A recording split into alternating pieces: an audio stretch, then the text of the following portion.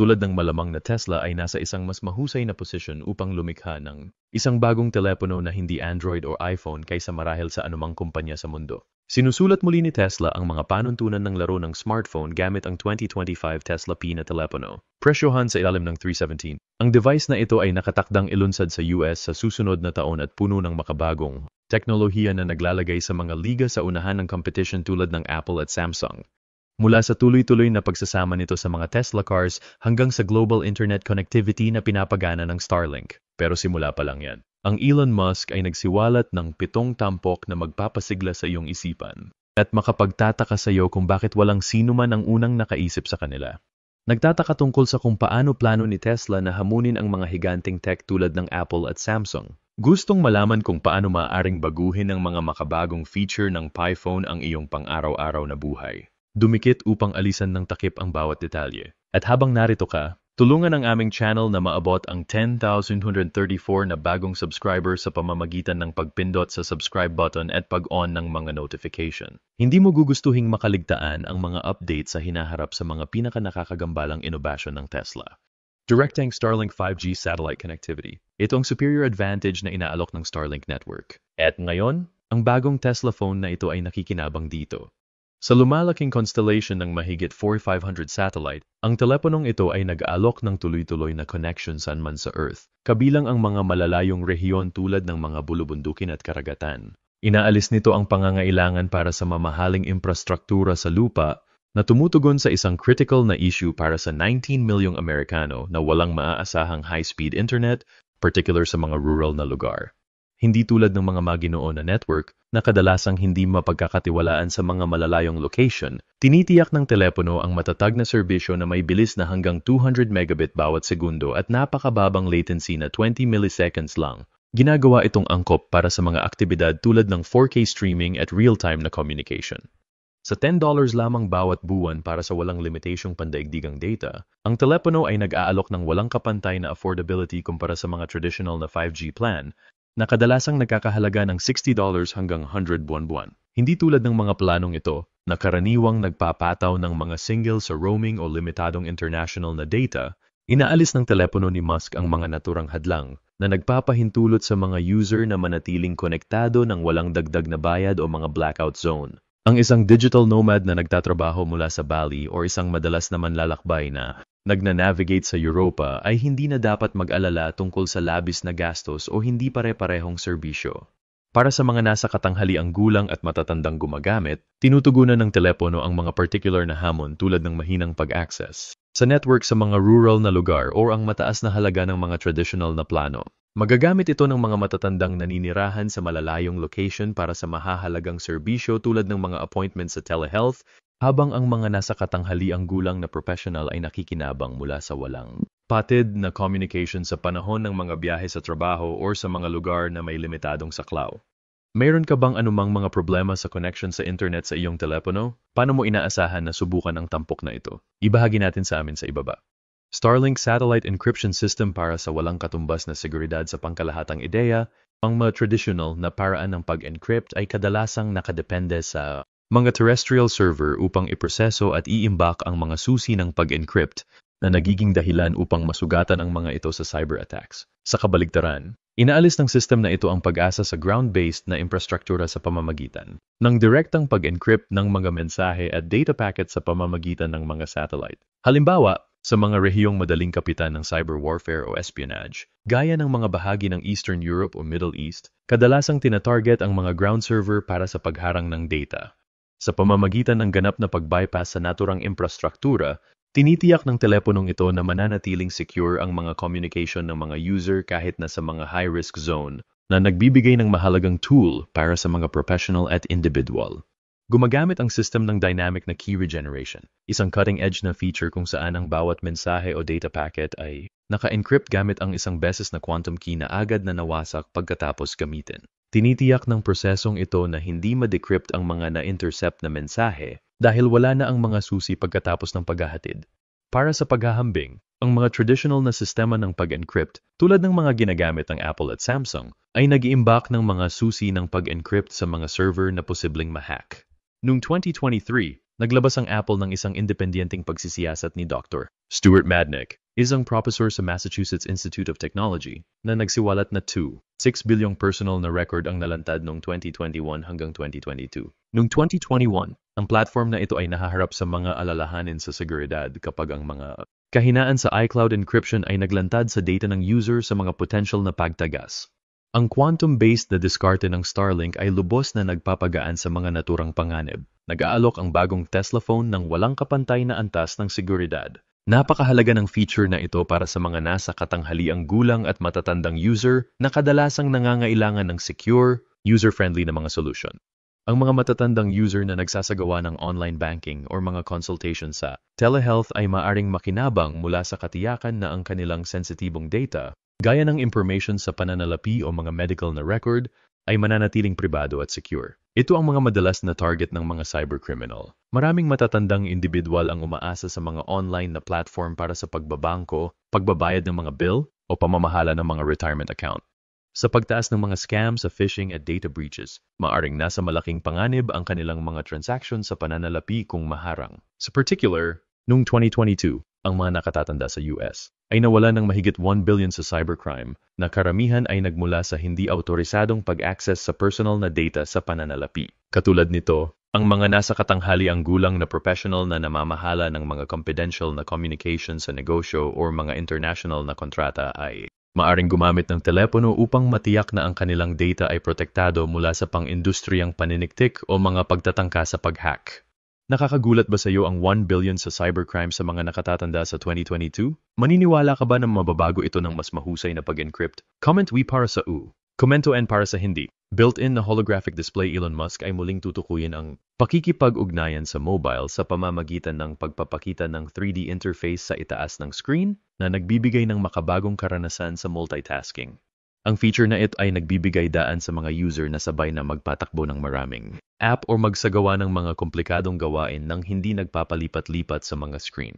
Halimbawa, ang isang professional ay maaring gumawa ng mga tala habang dumadalo sa isang virtual na pagpupulong o nagsusuri ng isang dokumento. Lahat ay ipinapakita sa magkahiwalay na mga holographic window. Ang advanced na multitasking na kakayahan na ito ay tumutugon sa tumataas na pangangailangan para sa kahusayan sa isang mabilis na digital na kapaligiran na tumutugon sa mga user na nangangailangan ng higit sa traditional na 2D na mga interface ng smartphone. Ang isa pang tampok na groundbreaking ay ang kakayahang umangkop at kakayahang magamit ng display sa ilalim ng iba't ibang kondisyon. Ang hologram ay nananatiling matingkad at malinaw kahit nasa maliwanag na liwanag ng araw na nilulutas ang isang karaniwang limitation ng mga teknolohiyang nakabatay sa projection. Maaring ayusin ng mga user ang laki ng hologram hanggang 15 pulgada na epektibong ginagawang portable monitor ang telepono. Kung ikukumpara sa mga kakompetensya tulad ng Apple at Samsung, ang $315 na telepono ng Elon Musk ay nagtatakda ng sarili bukod sa built-in na holographic display nito. Bagamat pinapalakas ng mga flagship device tulad ng iPhone 15 Pro at Samsung Galaxy S23 Ultra ang mga kahangahangang screen at mga feature ng augmented reality, kulang ang mga ito ng 3D holographic projection. Ang AR ecosystem ng Apple, na pinapagana ng mga tool tulad ng LiDAR, ay pangunahing idinisenyo para sa mga pakikipag-ugnayan na nakabatay sa app na nangangailangan pa rin ng user na hawakan ang device. Katulad nito, ang DeX feature ng Samsung ay nagbibigay daan sa isang desktop-like na karanasan ngunit nangangailangan ng mga panlabas na monitor at cable na nililimitahan ang portability nito. Sa kabaligtaran, ang telepono ni Musk ay hindi nangangailangan ng karagdagang hardware at nakikita kahit nasa maliwanag na liwanag ng araw. Gusto mo bang subukan ang bagong feature na ito? Ipaalam sa amin ang iyong kaguluhan sa mga komento. Piskin Biometric Authentication, hindi tulad ng fingerprint o facial recognition na umasa sa static, replicable patterns. Ang Piskin ay gumagamit ng dynamic na physiological data na nagbabago batay sa natural na bioelectrical variation ng katawan na ginagawang halos imposibleng ma-spoof. Iminumungkahi ng mga pag-aral na ang mga traditional na fingerprint scanner ay maaring magkaroon ng mga maling rate ng pagtanggap na kasing taas ng 0 o 1% na katumbas ng isang matagumpay na pag-hack sa bawat 10,000 na pagsubok. Sa paghahambing, ipinagmamalaki ng Piskin ang isang tinantyang maling rate ng pagtanggap na malapit sa 0.01% na tinitiyak ang walang kapares na seguridad para sa personal at professional na paggamit. Ang antas ng protection na ito ay lalong critical dahil ang mga smartphone ay lalong nag-imbak ng sensitibong data tulad ng mga detalye ng pagbabangko at mga digital na pagkakakilanlan. mga lugar kung saan ang mga paglabag ay nagkakahalaga ng mga user ng bilyon-bilyon taon-taon. Hindi tulad ng mga kakompetensya tulad ng Face ID ng Apple at ultrasonic fingerprint scanner ng Samsung, ang PiSkin ay mas maraming nalalaman at maasahan. Maaring mabigo ang Face ID sa mahinang ilaw o kung ang gumagamit ay nakasuot ng salamin, habang ang mga fingerprint scanner ay hindi gaanong epektibo kung ang mga kamay ay basa, marumi, o guantes. Sa kabaligtaran, gumagana kaagad ang PiSkin anuman ang mga panlabas na condition dahil ang mga electrodermal sensor ay maaari pa ring tumpak na matukoy ang kanilang mga natatanging signal ng balat. Halimbawa, ang isang chef na may mga kamay na natatakpan ng harina o isang construction worker na may suot na guwantes ay maaaring i-unlock ang kanilang telepono nang walang putol na binabawasan ang pagkabigo sa mga pang-araw-araw na situation. Ngayon, bago magpatuloy, mangyaring maglaan ng ilang segundo upang pindutin ang aming mga notification bell upang hindi mo makaligtaan ang anumang mga update na darating sa iyong newsfeed. Hyperspectrum Camera System. Ang Hyperspectrum Camera System ay nilagyan ng quad-layer lenses na kumukuha ng ultraviolet, infrared, at visible light ng sabay-sabay. Ang feature na ito ay nagbibigay dan sa walang kapantay na detalye, tulad ng pagdetect ng mga structural cracks sa ilalim ng UV light o pagtukoy ng mga heat signature sa pamamagitan ng IR, na ginagawa itong perpekto para sa mga photographer, engineer, at search and rescue team. Sa tinatayang 108 milyong pixel na resolution, nakikipagkompetensya ang camera sa mga high-end na DSLR na nag-aalok ng mga professional na resulta. Ang kakayahan nitong kumuha ng mas malawak na spectrum ay nagbubukod dito sa mga kakompetensya tulad ng iPhone 15 Pro at Galaxy S23 Ultra na nakatuon lamang sa nakikitang liwanag at walang mga kakayahan sa spectral imaging. Ang pinagsamang AI ay higit na nagpapahusay sa system sa pamamagitan ng pagsusuri ng spectral na data sa real-time at automatikong pag-optimize ng mga larawan. Kung ikukumpara sa computational photography ng Apple o mga high-resolution na sensor ng Samsung, ang telepono ng Musk ay natatanging pinagsasama ang hardware innovation sa intelligent na software para makapaghatid ng walang kapares na versatility. Decentralizadong imbakan ng data salamat sa satellite network ng Starlink, ang mga user ay maaring makaranas ng isang decentralizadong sistema ng imbakan ng data sa bagong telepono ng Tesla. Hindi tulad ng traditional na cloud storage, ang system na ito ay namamahagi ng naka-encrypt na data sa isang peer-to-peer network na pinapalit ang panganib ng cyber attacks o data breaches. Kung saan, ang system na ito ay nagpipira-piraso at nag-encrypt ng mga file ng user na ipinamamahagi ang mga ito sa isang decentralizadong network ng iba pang mga device. Ang decentralizadong system tulad ng iCloud at Google Drive ay nagkaroon ng mga issue sa data sa loob ng maraming taon. Noong 2021, nahaharap ang Google Drive ng mga kapansin-pansing paglabag kung saan 1 milyong tala ang nalantad. Ang decentralizadong diskarte ng Musk ay nagbibigay ng mas malakas na protection sa privacy sa pamamagitan ng pag-alis ng mga solong punto ng kabiguan. Ang isang natatanging tampok ay ang kakayahang magbahagi ng hindi nagamit na espasyo sa imbakan kapalit ng mga kredito na nagpapahintulot sa mga user na i-offset ang kanilang mga gastos sa storage.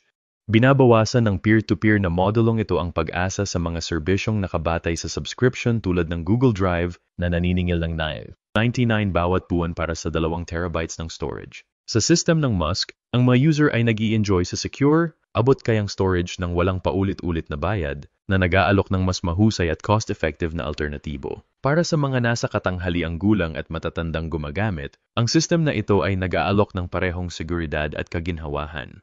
Ang nasa edad na professional ay ligtas na makakapag-imbak ng mga sensitibong dokumento ng walang takot sa mga paglabag, habang ang mga matatandang user ay nakikinabang mula sa pinasimple at automatikong protection para sa mga personal na file tulad ng mga medical na tala at larawan. Ang mga bayarin ba sa subscription na ito ay umaangkop sa iyong pananalapi. Mangyaring ipaalam sa amin at tulungan ka sa anumang mga problema sa pananalapi na mayroon ka sa ibaba. Advanced na brainwave na pakikipag-ugnayan sa Neuralink Lite.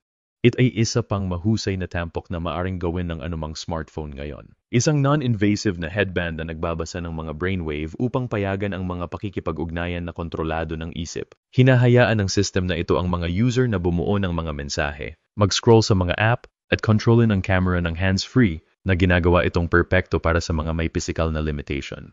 Madaling iset up ang device, walang putol na nagsisync sa loob lamang ng 10 minuto, nag-aalok ng simple at mahusay na alternatibo sa mga traditional na touchscreen. Para sa mga nasa katanghaliang gulang at matatandang gumagamit, ang teknolohiyang ito ay lubhang kapaki-pakinabang. Ang hands-free na control ay ginagawang naa-access ang telepono sa mga may limitadong kadaliang kumilos o arthritis, habang ang nakatutok na vibration ay nakakatulong sa mental na kagalingan. Para sa trabaho man o pagpapahinga, nag-aalok ang Neuralink Lite ng practical at madaling maunawaan na solusyon na nagpapahusay sa kaginhawahan at pagiging produktibo para sa lahat ng mga user. Yan ay isang pambalot sa Elon Musk 317 na teleponong ito, na puno ng 7 groundbreaking na tampok para sa 2025. Nakatutuwa? Tama ba? Ano ang iyong mga iniisip? Ipaalam sa akin sa mga komento sa ibaba. Kung sa tingin mo ay kapaki-pakinabang ang video na ito, mangyaring ibahagi ang iyong mga damdamin sa pamamagitan ng pagbibigay sa amin ng isang like. Salamat sa panonood.